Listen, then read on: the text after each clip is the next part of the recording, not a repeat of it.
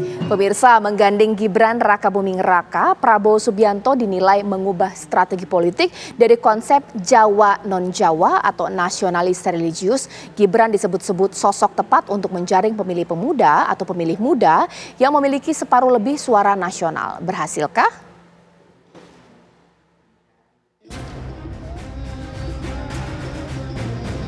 Prabowo Subianto tidak ingin turut terjebak memburu tokoh NU dalam kontestasi Pilpres Februari 2024 nanti.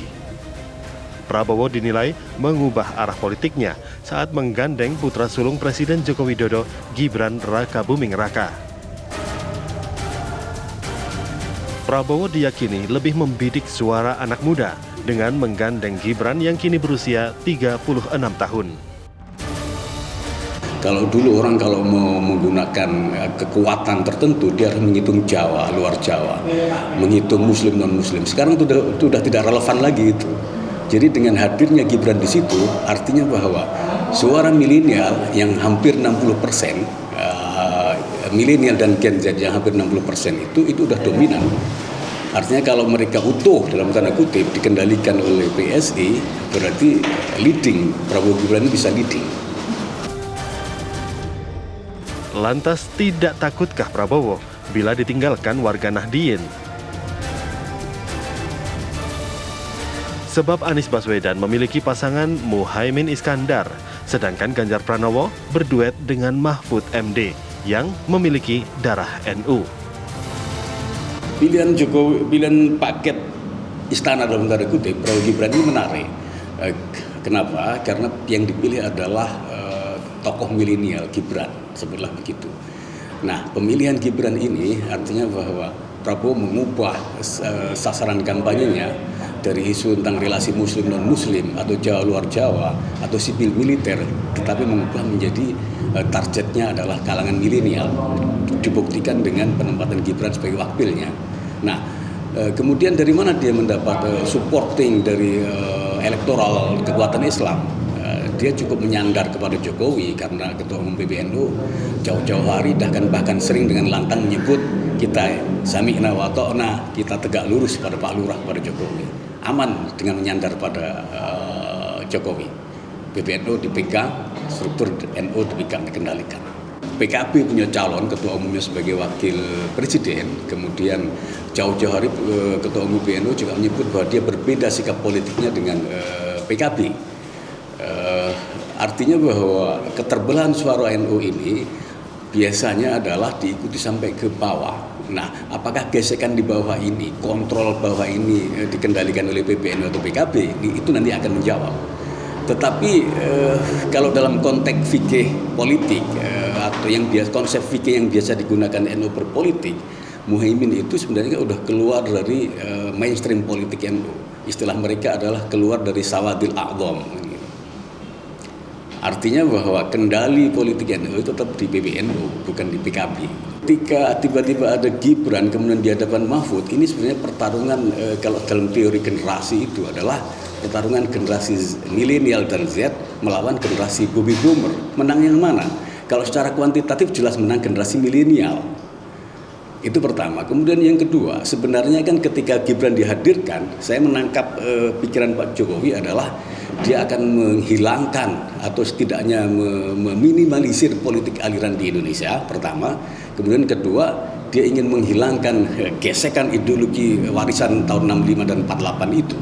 Maka kemudian yang itu dua hal ini, politik aliran dan gesekan ideologi itu tidak relevan untuk generasi milenial dan generasi Z yang tidak hidup di zaman itu.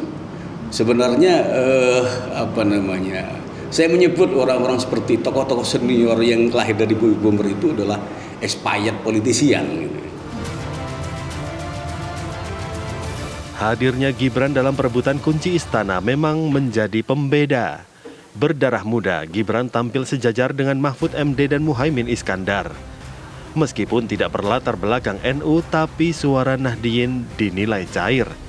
Bisa jadi kedekatan Jokowi dan NU berbuah suara untuk Prabowo Gibran. Di 2004 yang lalu, pemilih kita di mana capres waktu itu kan ada 3 calon yang yang berasal dari kubu NU ya. ada Hasyim Musadi, ada Gus Solah, kemudian ada Hamzah Has. Di mana waktu itu kalau kita lihat data di Jawa Timur, justru kalau kita lihat data SBY JK versus Mega Hasyim, itu justru malah putaran pertama dimenangkan oleh SBY JK yang saya rasa kalah NU dibandingkan dengan Ketua PBNU Hasyim Musadi waktu itu. Gitu. Bahkan putaran kedua pun juga unggul 59,65 versus Mega Hasyim itu tercatat di 40,35%. Di luar faktor pengaruh sang ayah, Jokowi, gerak Gibran menjaring suara tentu menarik diikuti. Apalagi ada sosok si adik Kaisang Pangarep yang kini menjadi pengendali PSI, partai yang identik milik anak muda.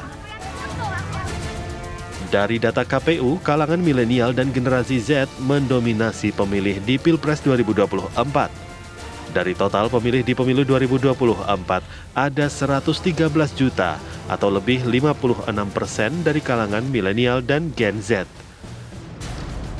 Sokongan dua putra Jokowi dengan peran berbeda diyakini memperkuat posisi Prabowo bila berhasil menjaring suara pemilih muda.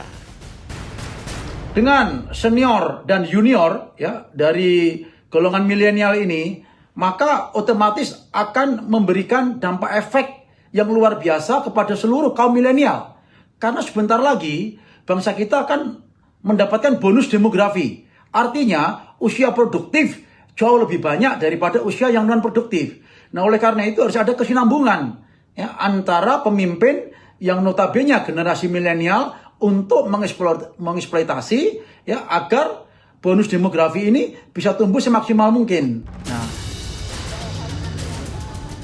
Tapi adakah jaminan suara anak muda menjadi milik Gibran?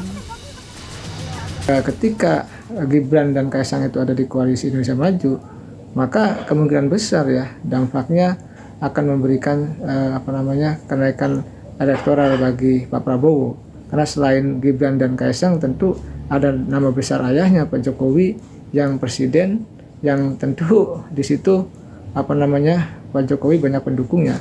Nah, pendukung Pak Jokowi ini kan bisa saja masuk ke Gibran, Kaisang, dan tentu juga masuk kepada Pak Prabowo untuk bisa menaikkan elektabilitas Pak Prabowo. Persaingan Pilpres 2024 akan menjadi pembuktian.